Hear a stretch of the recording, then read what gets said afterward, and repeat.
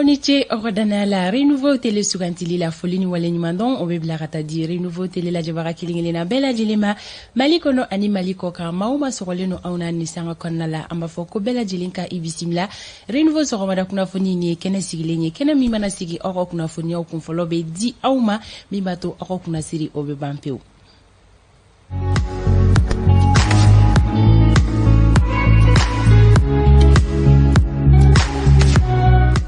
Solika wili ke bagao anga folibe awye aw monumeno ni sanga konnala ko awye aw ka chakero la soro kabano ko telo weri nouveau la ko aw ni nyantuma ka kenyani aka wakatu chugoyaye sabula jamana do konnala ambe shufelala do konnala mikligan felala do ere kono ambe sogomada felala ambe bela jelin fo ka kenyani beka wakati chugoyaye ka fogo weri nouveau mateni akene sigilenye awye awye layduta awye wa ameto anga laydu kanko oye kana oko kuna fonyo kumfolodi aw madongo do kadam netene kata si juma ma neke kanye wolonvla mana temeni sanga tan ani durie kata bla neke kanye kononton na kene mi mana sigi aw mo be jokuna fonya mununa abela jilin do be soro akonna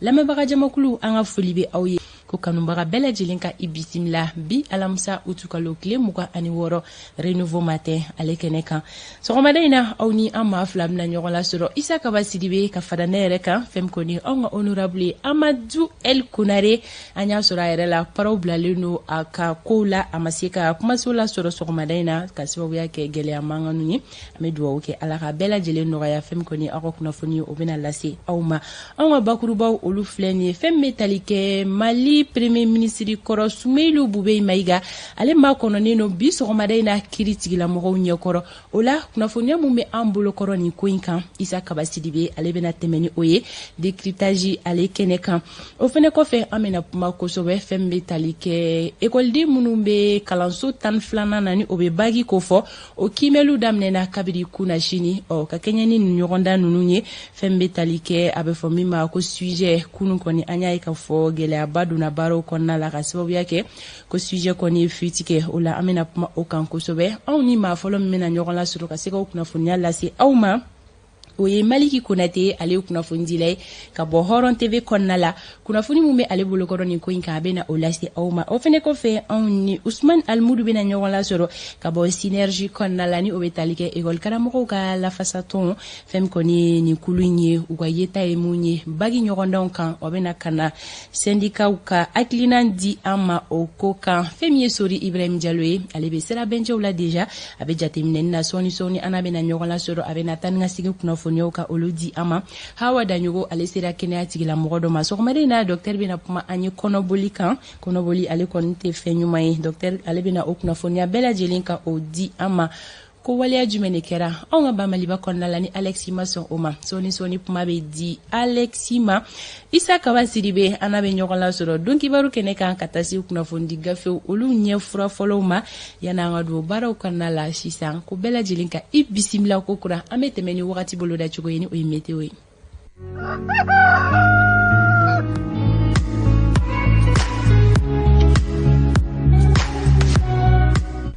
wakati ale bolo la chokofle anga marabolo konnala no robena da kabala mali marabolo kilingina be ajeni kono femi samia fefien yo obena chi anga marabolo kilingina be kono fien mini afangate bonya ko sobe afien rebe bo kenya ka fe ki kunda woro de kan fem konye gon bloni obena ke mali marabolo fla konnala ina folla dala kula obeta udeni ani kidal kofo fien mini atesi abe bonya wakati ani wakati kadamine kilometri fla kata bla kilometri duru bonyonko oro jan flelu gele afitini koni obena don ulula ola sanko woni buluda chukuri flebi kle konnala so madaina marabulu mun mesiku sigini sanko yi oye menaka gawo douanza Tombouctou ani kai kenya kai enfant kle la fana to dunin ko fe marabulu mun mesiku sigini sanko yi oye kai nyoro nara kita kulikoro buguni sikaso joila kuchala san Sigu mopti ani bayangara ni marabolo ko fali ko lubesi ko sigini sanji ko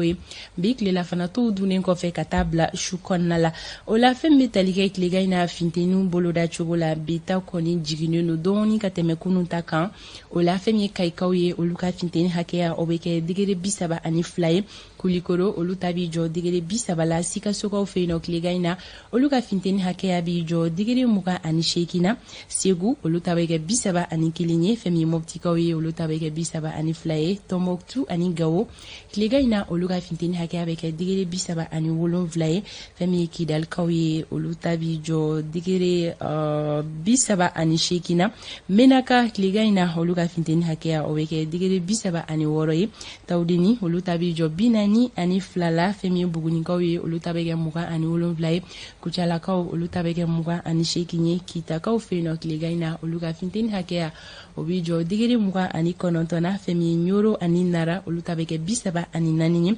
Duwanzankaw fɛ yen nɔ tilegan in na olu ka funteni hakɛya o bi jɔ digiri 33 la San Baɲangara ani Joyila tilegan in na ni marabolo saba olu ka funteni hakɛya o bi jɔ digiri 30 la Bamako district kɔnɔna la nɔgɔ bɛ na da kaba la samiyɛfɛ fiɲɛ bɛ na ci fiɲɛ min ni a fanga tɛna bonya kosɛbɛ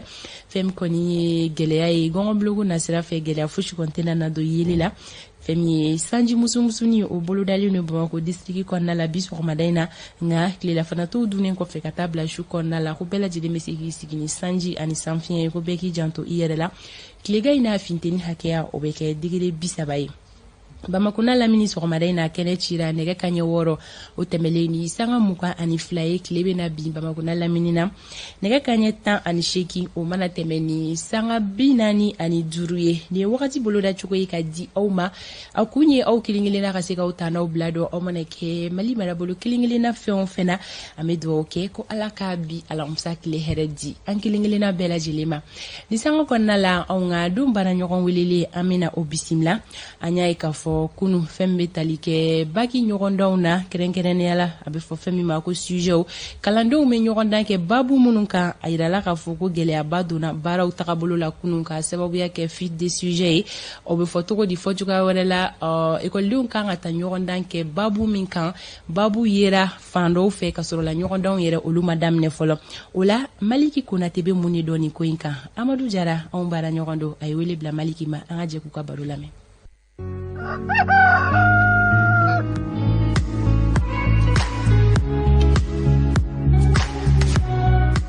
Maliki Konate ini sɔgɔma min yɛrɛ bɛ tali kɛ bagi ko kan a kan ka ban bi sɔgɔmada in na kunu waleya dɔw kɛla yalima i bɛ se k'i da don a la k'a ɲɛfɔ an ye wa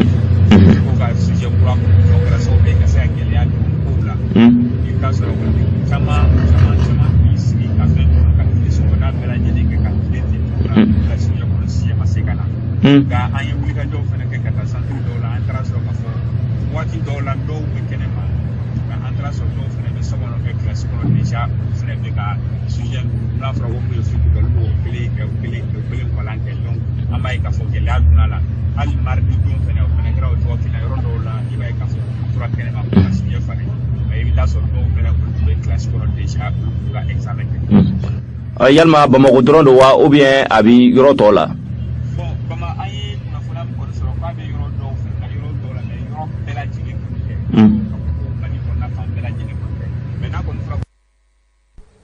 an bɛ hakɛto ɲini kɛ lajɛbagaw ani lamɛnbaga kelen-kelenna bɛɛ lajɛlen fɛ ka kɛɲɛ ni sɔn kalite ye wagati nataw la an bɛ segin ka a kunnafoniyaw ka o lase aw ma an bɛ hakɛto ɲini kɛ aw fɛ ni sanga kɔnɔna la yanni Sori Ibrahim Jalo ale ka labɛnw ka sabati anw bɛ an sensɛn ka don an ka don fɔli duman kɔnɔna la ni o bɛ clip du jour ko fɔ sɔgɔmada in na anw bɛ taga Jitumu an bɛ taga jɔn sɔrɔ yen nɔ o de ye Mamu Samake ye Mamu Samake ale fana ye Mali dɔnkilidala ye min fana ka dɔnkili ka di maa caman ye ka kɛɲɛ ni dɔnkili tagabolo ye sɔgɔmada in na fɛn min ye Jitumu Mamu Samake ka fɔli duman bɛ an bolokɔrɔ o ye ko jarabi an k'o lajɛ